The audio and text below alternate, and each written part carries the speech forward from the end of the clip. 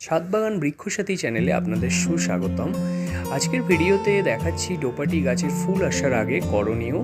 আমি মাসখানেক আগে গাছ লাগানোর পর গার্ডেন গ্রো দিয়েছিলাম। গার্ডেন গ্রো দেওয়ার পর পরের সপ্তাহে ইনসেকটিসাইড এবং তার পরের সপ্তাহে আমি মিক্সড ফার্টিলাইজার বানিয়ে সেটা দিয়েছিলাম। সেটার ভিডিও আমি নেক্সট ভিডিওতে দেখাবো। কিন্তু বর্তমানে ফুল আসার আগে কয়েকটা টিপস ফলো করতে হবে।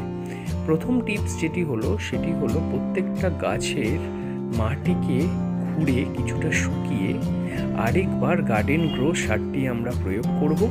তার নেক্সট সপ্তাহে আমরা পটাশ পাওয়া যায় বাজারে।